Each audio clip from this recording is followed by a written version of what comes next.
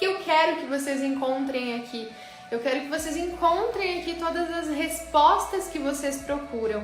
Eu sei que você que está aí do outro lado, né, tem procurado muitas respostas e às vezes a gente fica perdido, né, sem saber para onde ir. Então hoje eu estava falando com um amigo que tá com a esposa, né, com câncer novamente, né, era um tumor que estava parado e aí o tumor reacendeu e agora, né, nos últimos meses, e de repente ele se viu com um diagnóstico, com uma esposa, com filhos, e aí, né, o que fazer?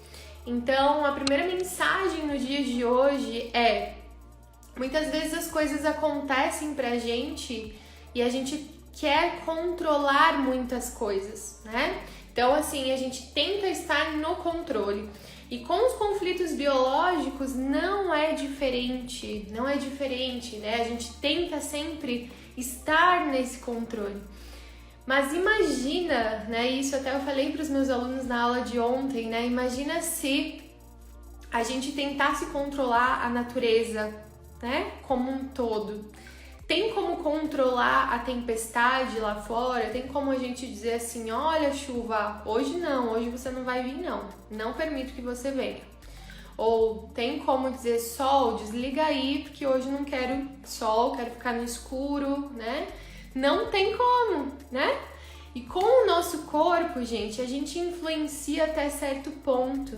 Mas o que é bom? O que é bom para nós, para os nossos pacientes?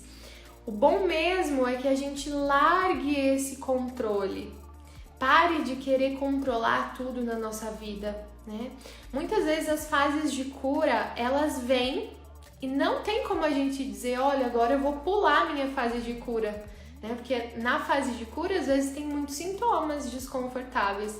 E aí, simplesmente, as pessoas querem pular essa fase. E não tem como. E é exatamente na fase de cura que às vezes elas se desesperam, né, por causa desses sintomas. Mas o que eu quero falar para vocês? Tudo que acontece na vida de vocês, exatamente tudo, com o corpo de vocês, nas vivências de vocês, vocês precisam olhar e entender que tá tudo bem, tá tudo certo como está. Seja uma fase de cura, seja uma fase ativa, nada vem para o nosso mal. O nosso corpo está só respondendo. Os sintomas são sempre consequências. Os sintomas são consequências do que a gente vive. Então não vem nada do nada, né? Não existe aquela história, eu tava vivendo minha vida e de repente surgiu algo inacreditável. Não existe isso. Tá sempre conectado a tudo que você tá vivendo. Então entenda de uma vez por todas, né, que a gente pode influenciar no nosso corpo, a gente pode tomar uma decisão que influencia no nosso corpo, pode. Mas mesmo assim, eu não te aconselho a querer controlar todas as respostas do teu corpo. Por quê? Porque a natureza é muito sábia. A natureza é sábia, teu corpo é sábio. Você não deve querer controlar, seria uma burrice, né, da nossa parte, querer controlar quando chove e quando não chove. Aqui em São Paulo tá muito calor, né, e aí de repente deu uma tempestade ontem que choveu pedra, né, e aí todo mundo disse, nossa, foi um alívio para as ondas de calor. Ótimo! Né? Imaginou se a gente ficasse reclamando dessa tempestade, né? Vou reclamar porque choveu pedra e aí quase riscou meu carro. Não, tinha que vir a tempestade porque antes estava muito quente. E com o nosso corpo é igual, acontece da mesma forma. Então vamos largar o controle, vamos aceitar as fases de cura, né? Seja dos pacientes, seja da gente. Não vamos nos desesperar. Quando a gente olha para o que está acontecendo, né? Se a gente olhar para o nosso corpo de tal maneira e a gente aceita o que está acontecendo e a gente diz assim, tá tudo bem, isso faz parte de mim. O que acontece? Aquilo logo vai embora. Se a gente respeita essa fase, né? Se a gente deixa essa tempestade vir e ela tem o tempo dela. Tudo tem o tempo. Nada é eterno, gente. Nada é eterno. Nenhuma doença é eterna. Entendam isso. Nenhuma doença é eterna. Mesmo se o médico falar pra você, olha, a sua diabetes nunca mais vai sair. Ou sua enxaqueca, você vai ter crise pro resto da vida. Não, isso não existe, porque nada é permanente. Tudo tá em constante movimento. Inclusive, a nossa vida, né? O nosso ambiente, a gente muda, as pessoas mudam. A cada dia que passa, a gente tá aprendendo coisa nova, a gente tá se conectando com Deus, a gente tá agindo e mudando e evoluindo. E o corpo acompanha isso. Então, compreenda que nada é permanente, inclusive as fases de cura e as respostas do corpo, tá bom? Muito bem, agora eu quero ver, deixa eu ver se aparece aqui as perguntas pra mim, gente. Eu vou aqui. Hoje é perguntas e respostas e eu quero responder aí o máximo de pergunta para ajudar vocês. Então, vamos lá.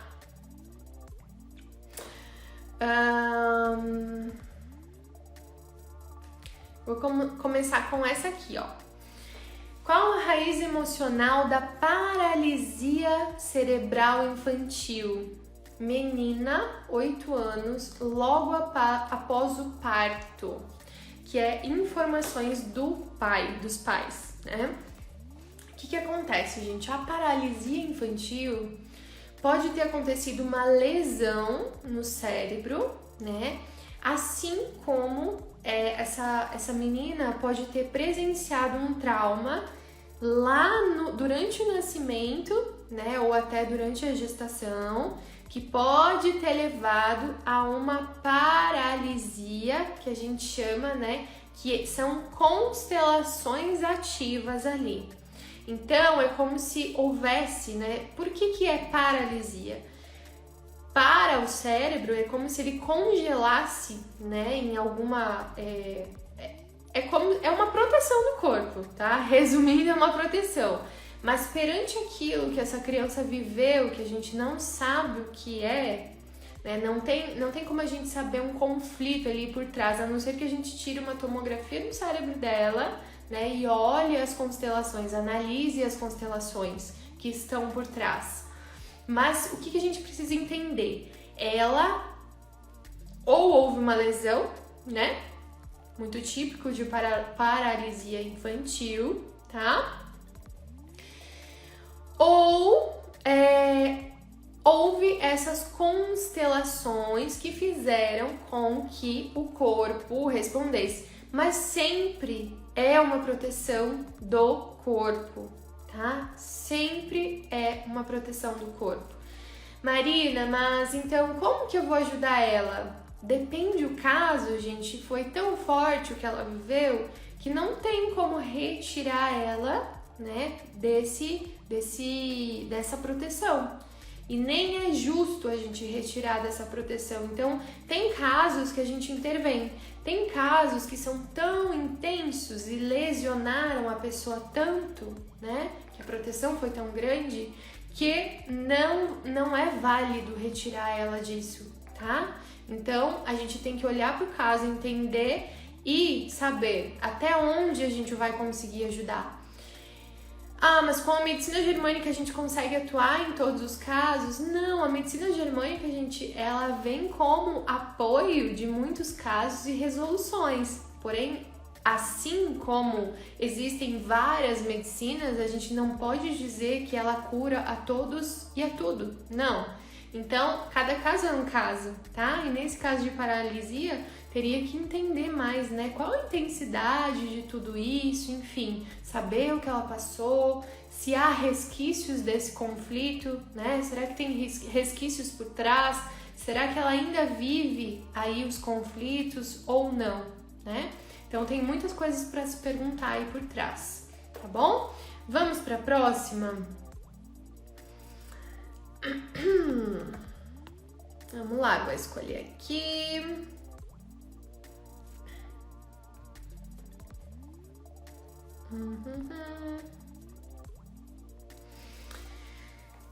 Ferida na perna, na canela, sempre machuca no mesmo lugar. Tem relação com a medicina germânica?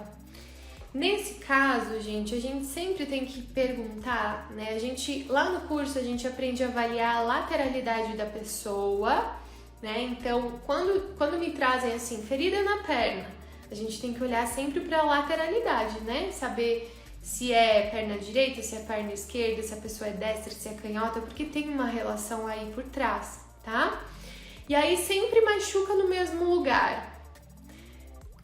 Olha, a medicina germânica não fala sobre isso, tá? Mas o que a gente vê muito? Que o nosso corpo é energia, né?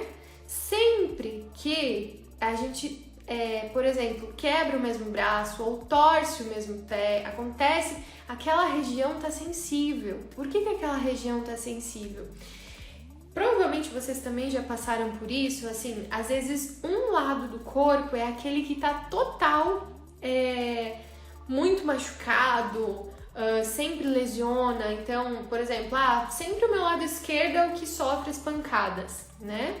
Então, como que a gente olha para isso? O que eu acredito? Eu acredito que a gente tem energia por trás atraindo, né? Atraindo situações. Então, nesse caso da perna, né? O que a gente deve olhar? As pernas trazem movimento.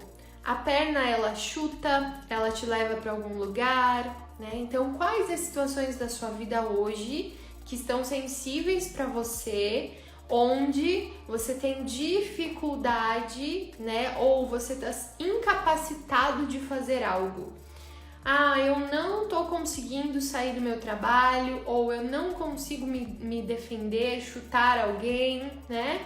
Então é nesse sentido sempre que a gente tem que olhar. Mas se você tá machucando, se você tá lesionando sempre ali no mesmo lugar, sim, faz muito sentido a gente ver o que está por trás disso, tá bom? Vamos lá. Vamos aqui, ó, nessa pergunta que já entra, né, nesse contexto de, LER. Como tratar se cada vez que faz um movimento repetitivo, a dor volta? Bom, para quem não sabe, eu sou fisioterapeuta, né, de formação, então, assim, para mim falar sobre LER, eu tenho aí uma capacitação ainda, né, dupla para falar sobre a LER, tá? A LER entra sempre com um conflito de autodesvalorização, tá? O que entra no conflito de autodesvalorização? Por exemplo, se você tá numa empresa e você tá lá digitando, né, naquele computador, ou você tem que usar uma faca para cortar carne, né, e você faz um movimento repetitivo toda hora. A primeira pergunta que você tem que se fazer é se existe algum conflito por trás de você não estar gostando de fazer aquilo, de você não querer mais fazer aquilo, não querer mais fazer aquela atividade, tá? Então, isso é autodesvalorização, é você dizer assim, poxa, eu não queria mais estar aqui, mas eu tô aqui e tô fazendo isso. Ou, se você acha que você faz as coisas não tão rápido, se você não é tão produtivo naquilo que você faz, se existe algum conflito dizendo assim, poxa, eu teria que ser mais rápido, eu tô digitando muito devagar, eu tô fazendo poucas coisas, sabe? Existe uma autodesvalorização por trás, tá? E aí, outra coisa muitíssimo importante precisa de exercício, precisa de fisioterapia, porque a própria fisioterapia, o exercício, vai te tirando desse ciclo repetitivo, né? Então, quando a gente tá com dor e a gente tá ali, isso cria o quê? Um conflito, o mesmo conflito, porque, poxa, com dor eu não consigo produzir. E aí entra no ciclo da autodesvalorização, é cada vez mais autodesvalorização. Então, é muito importante você acompanhar com a fisioterapia junto, por quê? Porque ela vai te dando capacidade de volta. À medida que você vê que você consegue fazer um movimento, a tua autodesvalorização vai diminuindo e aí vai saindo desse conflito, vai saindo, tá? Mas eu costumo sempre olhar, então, dessa forma de, poxa, será que existe aí alguma sensação de você não querer estar ali, fazendo aquilo? Então, tem que olhar por diversas vertentes, né? Pra ver o que tá acontecendo. Tá bom, gente? Muito bem? Vamos lá, vamos pra outra.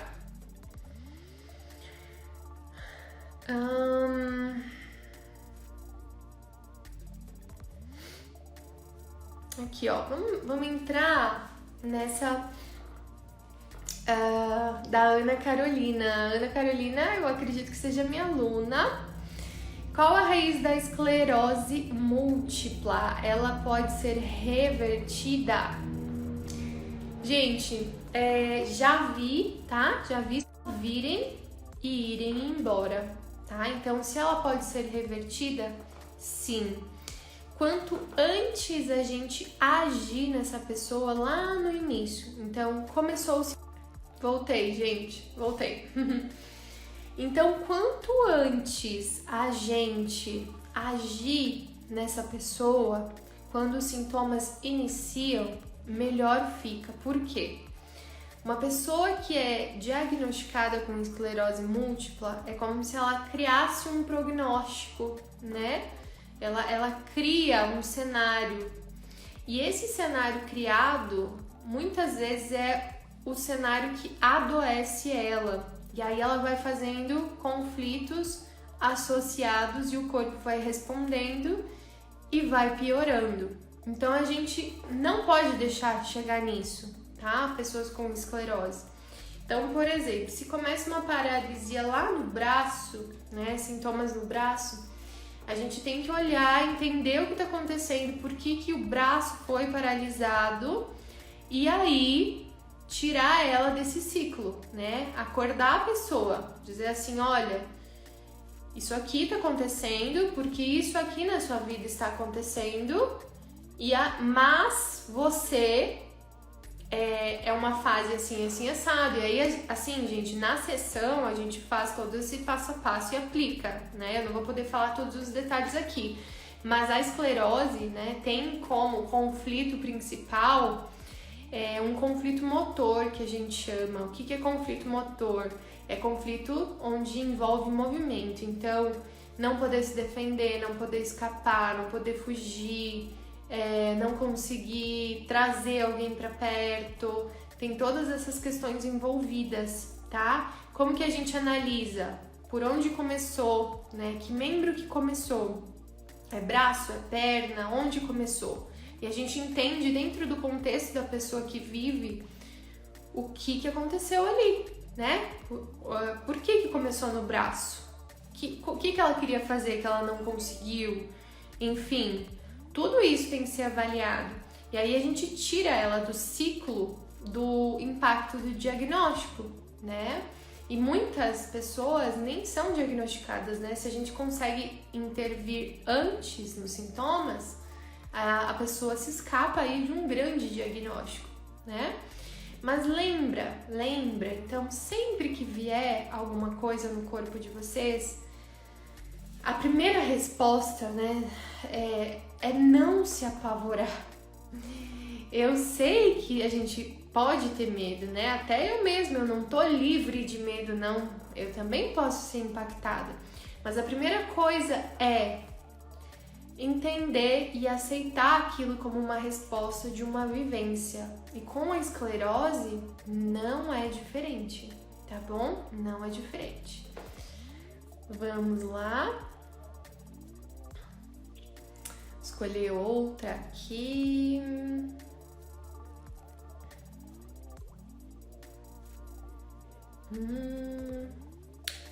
Nossa. Vamos responder essa que é bem interessante. A medicina germânica, eu acho que compactua com os princípios cristãos. A medicina germânica não fala de princípios cristãos ou não envolve, né, nenhum, assim, não fala de Deus, né? O que a gente tem que olhar? Dr. Hammer, ele era uma pessoa espiritualizada sim, né? Só que quando ele descobriu a medicina germânica, ele se baseou na ciência, tá? Apesar dele ser guiado por Dirk, seu filho, em sonhos. Então, quando a gente vai avaliar, tem toda a parte espiritual sim por trás, mas, inclusive, ele era teólogo, né? Ele fez ele gostava muito de estudar, né? Mas, na verdade, o que a gente precisa olhar? Ele não trouxe esses princípios para a medicina germânica. Então, a medicina germânica é baseada no quê? Ciência pura, né? Ela não envolve a questão da espiritualidade. Só que, né, por que hoje vocês me vêm falando da sabedoria biodivina? Porque eu fui conduzida para falar sobre isso. Então, existem hoje 3 esferas que a gente atua: mente, corpo e espírito. Durante 13 anos da minha vida, né, estudando a medicina germânica, vendo tudo como acontece, a gente focou muito em 2 esferas, mente e corpo. Agora a gente está acrescentando, e não só eu, né? Não só eu estou acrescentando. O meu mestre, Michael Lloyd, né, que vai vir agora em outubro para o Brasil, inclusive, ele também está percebendo, né, essa questão da espiritualidade como um ponto muito forte na cura de pessoas, né, na melhora muito grande de pessoas. Então a vida, na verdade, né, o universo, a sabedoria maior está nos conduzindo para os caminhos de conectar Deus às pessoas. Mas quem é Deus? Para mim, né? Eu não sou ligada a religiões, né? Se eu sou uma pessoa cristã, eu acredito que eu sou, porque agora eu tô começando a estudar tudo isso, né? Então eu sempre fui muito apegada a essa questão da espiritualidade, mas eu nunca estudei a fundo ou nunca dei muita ênfase. A minha prioridade era a medicina germânica e foi durante 13 anos. Só que lá na minha infância, gente, foi muito engraçado, porque lá na minha infância eu entrava em contato com coisas de espiritualidade, só que eu era muito pequena, né? Então, por exemplo, eu tinha lá o meu pêndulo, né? Eu tinha um baralho de cartas, né? Um baralho de cartas que sei lá onde que eu comprei isso com 10 anos de idade, né? Um baralho de cartas para ver o futuro? Não, cartas de mensagens, mas eu gostava de pegar uma carta e ver a mensagem, né? E eu ia muito, né? Eu fazia parte da Igreja Católica, eu ia muito nos retiros espirituais e ali eu falava a língua dos anjos, né? Para quem é da Igreja Católica, é muito usada essa linguagem lá. Então toda a minha parte espiritual eu trazia, eu adorava ir em retiros, né? Os retiros que a Igreja Católica sempre faz, né? Eu adorava esse tipo de atividade, mas assim, eu não entendia por que ou como, porque a minha família não era tão ligada a isso, né? Mas o que eu percebo? Eu já tinha um pezinho ali na espiritualidade, né? E eu tava sendo conduzida já, né? Pela sabedoria maior. Então, hoje, o meu chamado, eu vejo que é levar a medicina germânica com a conexão divina. Conexão divina, eu falo, sabedoria maior, criadora de tudo e de todos, né? Existe uma força que nos rege. Existe uma força que conduz tudo, inclusive os nossos atendimentos. Então hoje, através do meu método, eu faço exatamente isso. Hoje a minha missão é conectar as pessoas através, né, dessa conexão divina. É trazer Deus no coração das pessoas, é trazer o amor, principalmente o amor de Deus, para as pessoas e promover a cura. Hoje eu não me vejo mais só atuando nas doenças, tá, gente? Eu não me vejo mais falando só de doenças para vocês ou os conflitos por trás das doenças. Hoje eu me vejo levando amor. Hoje eu vejo que tem uma outra dimensão de cura e que tá curando muita gente, porque as pessoas que sentem esse amor são curadas sim, né? E o amor é capaz de curar, né? Essa é a questão. E é engraçado que eu sempre falava isso, né? Uma frase que eu tenho comigo sempre é: o amor cura a tudo e a todos, né? O amor cura a tudo e a todos. E só que eu nunca sabia juntar as coisas, né? Pra mim as peças estavam soltas. E aí, depois da minha grande crise lá em 2022, né, que eu tive 40 dias de síndrome do pânico, passei por vários desafios, né? Já faz mais de quase 2 anos aí, né, que veio essa crise, que foi onde eu consolidei meu método e eu realmente consegui unir as peças e dizer, nossa, agora eu entendi, né, que o meu caminho era esse. Então aqui, gente, vocês vão ver a medicina germânica sendo trabalhada com outra dimensão, tá? Com outra dimensão. Não é só o que tá nos livros, não é só o que a gente estuda nos livros de Hammer, não é só isso. É muito mais além disso, né? É a gente enxergar esse invisível, é a gente olhar muito mais a fundo, tá? Então é isso. Então eu espero que tenha respondido essa pergunta. E se vocês tiverem qualquer outra dúvida, né, vocês coloquem aqui, tá bom? Vamos lá. Muitos estão falando, gente, sobre câncer ósseo, tá? Eu vou falar um pouquinho sobre câncer ósseo porque isso tá na minha missão também, tá? Então, qual o conflito de câncer nos ossos? Aqui eu não sei se essa pessoa está falando sobre uma leucemia ou algo do gênero, tá? Mas o que eu, Marina, vou falar pra vocês. Tem um conflito aí de autodesvalorização profunda, tá? E é engraçado, né? Quando a gente começa a estudar essa medicina, a gente percebe que até as coisas mais sérias ou mais graves tratadas pela medicina tradicional não são tão graves assim, não são tão sérias, não são de outro mundo, né? Essa percepção que eu tive, nossa, mas então o câncer é isso? Nossa, mas então é assim que trata o câncer, né? E a gente vai descobrindo isso, gente, dá uma libertação, né? Você entender o que é o câncer, por que o câncer tá ali e por que a gente precisa, né, entender o que tá por trás, tá? Então, nenhum câncer vem do nada, nenhum câncer vem do nada, sempre há um sentido biológico para ele vir, né? É uma resposta do corpo perante aquilo que você tá passando. E no câncer ósseo, é uma autodesvalorização profunda. Então, hoje a gente tem níveis de autodesvalorização. Tem conflitos que são mais leves, tem conflitos que são mais intensos. E aqui, no câncer dos ossos, a gente está falando de conflitos com intensidade forte de autodesvalorização, tá? Então, como que a gente mede isso? Na nossa vida, tem coisas que magoam, né? Aí tem coisas que nos magoam profundamente. E aqui a gente encontra, então, a autodesvalorização profunda, tá?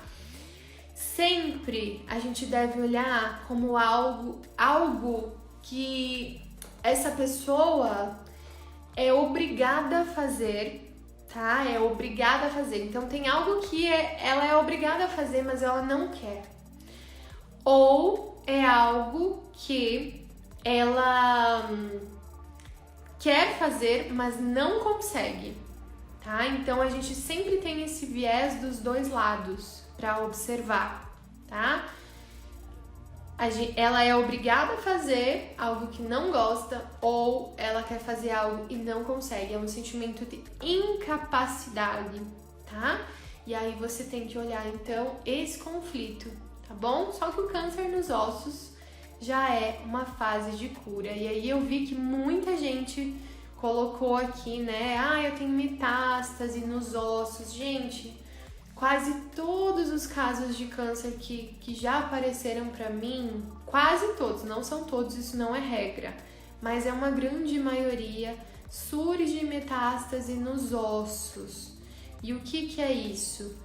São conflitos associados ao próprio diagnóstico, né? Então, quando você é diagnosticado com um diagnóstico de câncer, né? Quando você tem esse diagnóstico, imagina, você começa, isso é um pouco natural, né? A gente fala, é biológico. Você começa a se sentir incapaz, como se você não conseguisse reverter aquilo, tá? Então tem que entender a incapacidade por trás, se é do diagnóstico, se é outra coisa. Mas o mais importante é não gerar esse sentimento de incapacidade, tá? Para você não ter metástase nenhuma. Marina, mas como que eu corto esse sentimento de incapacidade? É você sabendo que o câncer tá ali por um motivo, você vai trabalhar nele, né? Porque hoje a gente já tem alternativas para trabalhar e tá tudo bem. E tá tudo bem, e você vai conseguir fazer suas coisas, e vai seguir a vida, e vai tá tudo bem. Então lembra o que eu comecei falando nessa live, né? Sobre você aceitar as coisas como elas são, não se apavorar, não entrar no ciclo do medo, e você olhar para aquilo como algo que tá ali na tua vida, não veio para te fazer mal de jeito nenhum. E você precisa entender que faz parte de ti. E ponto, você não precisa olhar para aquilo como algo ameaçador ou algo que... Não, eu costumo dizer que o medo mata muito mais, né? O medo tira muito mais vidas do que o próprio câncer, tá? O sintoma traz uma mensagem e pode se curar. A gente sempre tem que olhar para o nosso corpo, né? O nosso corpo é mensageiro? Claro que é, né? Mas eu costumo dizer que as respostas biológicas, elas vêm e não que a gente tenha que pegar uma mensagem sempre, né? Elas não vêm para trazer a mensagem, mas elas acontecem e a gente pode captar mensagens através delas. Vocês entendem isso? Eu preciso que vocês compreendam que as respostas biológicas, elas vêm independente digamos assim, elas vêm porque elas têm que vir. Primeiramente, vem porque tem que vir, é a fase de cura que às vezes traz sintomas, não tem como pular isso.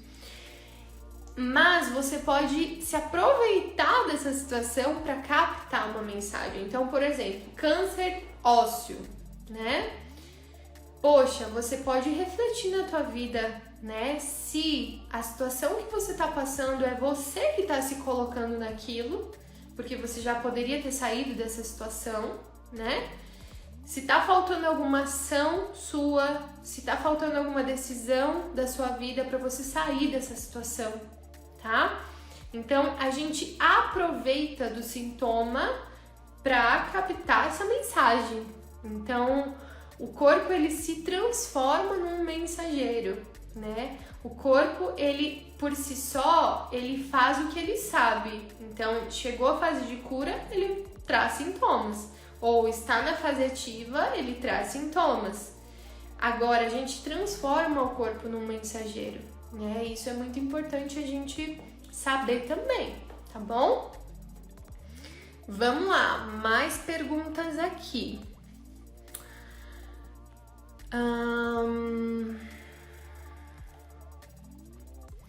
Uau, tem muitas perguntas, gente. Aqui. Ai, essa semana eu entrei em contato com uma mãe que me falou, né? Ah, meu filho tá acordando de noite, gritando, né? E na hora eu falei, nossa, olha só, uma coisa junta a outra. Então, o que acontece aqui? O conflito por trás do terror noturno. O terror noturno acontece como uma crise de cura, de madrugada, de conflito de abandono, tá? Então, por algum motivo, ele se sente só e geralmente acontece em crianças pequenas, né? Só que é engraçado que muitas vezes os pais não têm essa consciência que essa criança está se sentindo sozinha, né? Então, como acabar com esse terror noturno? Observe na criança se existe, né, algo que você possa fazer de estar mais presente na vida, porque se essa criança for muito pequena, né, menor de 3 anos principalmente, se estiver acontecendo isso, é porque você não está presente, principalmente a mãe, né? A mãe trabalha demais, vê pouco a criança fica com a babá, só que por mais que se apegue, não é a mesma coisa, ou vai para a escola, enfim.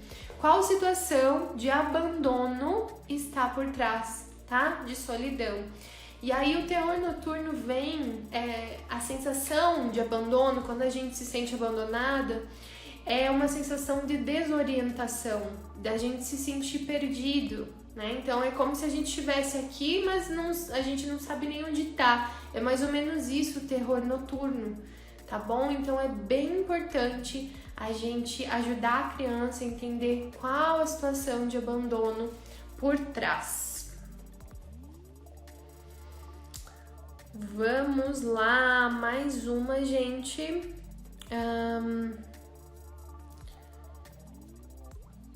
Foram todas aqui.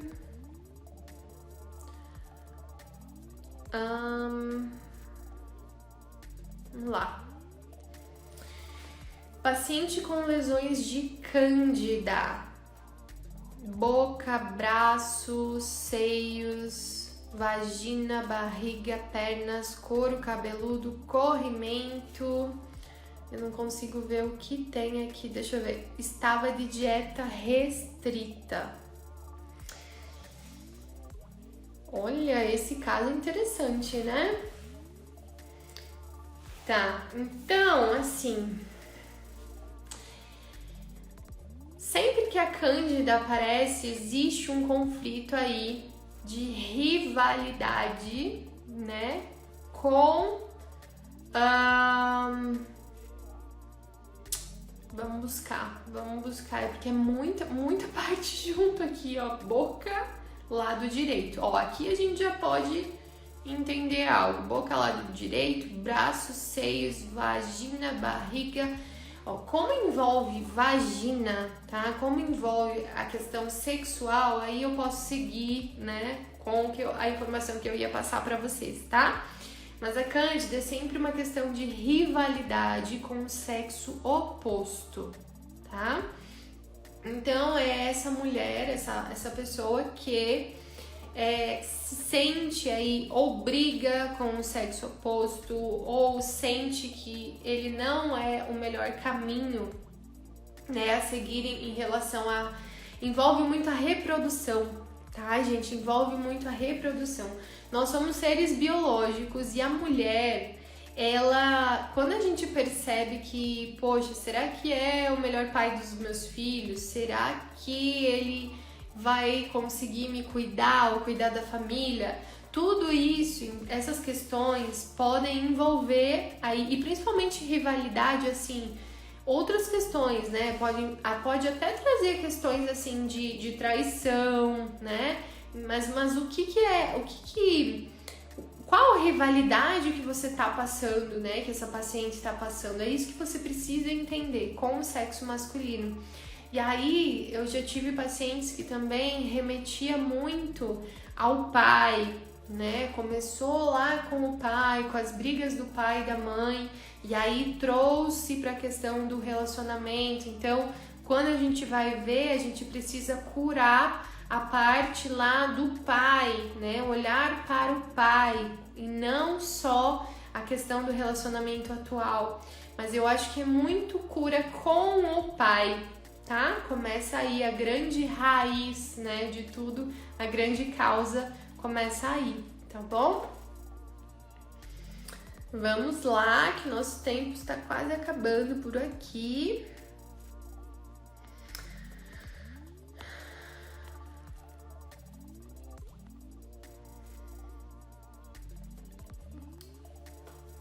Aqui. Qual a origem do câncer de ovário? Gente, o câncer de ovário a gente pode entender aí como um conflito de perda profunda, tá bom? Perda profunda. Perda de quem? Perda de alguém amado, né? Então, seja um filho, seja uma avó, seja um relacionamento. Eu já vi pessoas aí respondendo por, digamos, separou, mas o corpo recebe aquilo como uma perda, tá? Então, já vi essas respostas também. Então, perda de animal de estimação também, a gente tem que olhar para todas as perdas. Inclusive, gente, olha só, a mulher muitas vezes pode ter abortos espontâneos, né? Que a gente não descobre, né? A gente não descobre esses abortos, mas o corpo pode responder, tá? Porque é biologia, o corpo sabe o que acontece, tá? Então é perda aí por trás. Sempre que tem uma perda, tem uma necrose nesse ovário. Essa necrose, muitas vezes, a gente não percebe que tem, né? E aí, de repente, quando vem a fase de cura, quando você se cura de algo, vem a restauração celular. E aí, as células que estavam em necrose, ali é como se a gente preenchesse o buraco, tá? E aí vem essa formação também do câncer. Mas pode estar envolvido aqui situações de abandono também, que fazem esse tumor crescer, ficar grande, envolve muito líquido também, tá? E lembra de Dr. Hammer, né? O descobridor dessa medicina, que eu tô falando aqui pra vocês, ele foi assim que ele começou a descobrir essa medicina, né? O filho dele morreu após ser baleado, então depois de meses de luta, cirurgias, né, acabou sendo baleado e não resistiu aos ferimentos, e aí Dr. Hammer teve a perda desse filho. E os testículos, né, que fazem aí a mesma relação dos ovários, né, mas nos homens, correspondem a esses conflitos de perda. E Dr. Hammer, então, 2 meses após a morte do seu filho, Dirk, desenvolveu um tumor no seu testículo, né? E aí, ele começou a pesquisar a partir disso. Ele falou, nossa, eu nunca fiquei doente na vida desse jeito, e agora, depois da morte do meu filho, eu desenvolvi um tumor no meu testículo. Como assim? Né? E foi aí que ele descobriu tudo. E ele começou as pesquisas, né, a partir daí. Então foi muito interessante, né? E a gente sempre fala, nossa, tem que agradecer a Dirk, né? Porque Dr. Hammer conseguiu usar da perda desse filho, que foi muito importante, né? Era um filho, era o primogênito dele, então assim, eu imagino que a dor foi muito grande. Mas olha só, 2 meses depois ele conseguiu talvez sair do luto, entrar na fase de cura, e aí cresceu esse câncer, né? Então, o quanto é importante a gente olhar para isso. Não é por acaso que as doenças estão ali, ou que o sintoma começou no testículo, que o sintoma começou no ovário. Sempre tem uma função por trás, sempre tem um sentido biológico muito, muito importante por trás. É para isso que a gente tem que olhar, tá bom? Gente, bom, vou responder mais uma aqui. Vamos lá.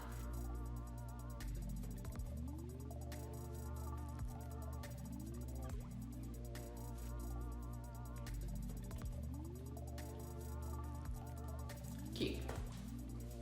Uma criança com uma tosse seca. Como saber e ajudar? Nesse caso, a gente relaciona muito a laringe. E a laringe tem a ver com medo, susto, ameaça. Então, como que a gente vai ajudar essa criança? Primeiro entendendo o medo que ela passa, o que está acontecendo, né?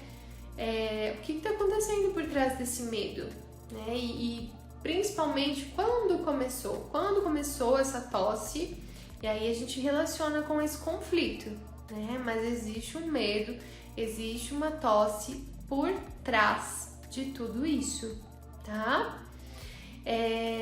Com criança, a gente tem que observar muito a questão do ambiente. Muitas vezes ela não vai saber falar para você qual é o medo dela, mas você pode conversar com as pessoas que convivem com ela, né? Então você pode observar ela. Uma tosse seca pode vir de algo que ela não pôde falar, então ela foi reprimida, né? Algo que ela quer expressar e não pode, então digamos que ela foi reprimida pela professora da escola ou pelos próprios pais, ela não pode expressar, só que envolve medo, né? Então além dela não poder expressar, ela fica com medo, ela sente aí esse susto, né? É como se fosse uma ameaça. Na medicina germânica, a laringe está no lado feminino, né? Então é uma resposta feminina relacionada ao medo, susto, tá? Então os homens, quando eles têm medo, né? Quem tá com a testosterona alta, né? Que é o normal dos homens, quando eles têm esse susto, quer dizer, quando o inimigo chega, né? O predador chega, o que eles fazem? Eles vão pra cima, né? Então geralmente um homem, ele não fica apavorado, encolhido, não, ele vai pra cima, né? Imagina um leão, eu gosto sempre de lembrar do leão. Leão, ele faz aquele, como chama eu esqueci a palavra pra falar do som do leão, mas ele faz né? E vai pra cima. Então esse é o normal do homem, né? E no homem, qual é o órgão atacado? Aí é os brônquios, tá? Então quando tem uma ameaça é os brônquios. Nas mulheres, qual é o órgão afetado? É laringe. Quando a gente sente medo, é a laringe que nos afeta. Porque a mulher, ela não vai pra cima, ela faz assim, né? E olha que legal, eu vou compartilhar uma coisa com vocês. Eu tava na minha aula de fonoterapia, né? Com uma fonoaudióloga, Tamara, né? Maravilhosa, Tamara. E ela me passou um exercício para tratar, né? Justamente a parte ali das cordas vocais, laringe, e envolvia, né? O exercício era assim, era fazer esse movimento. E aí a gente faz um outro movimento logo em seguida, né? E eu falei, nossa, que engraçado, na medicina germânica, o exemplo que eu dou para os meus alunos quando a gente fala de laringe é justamente assim.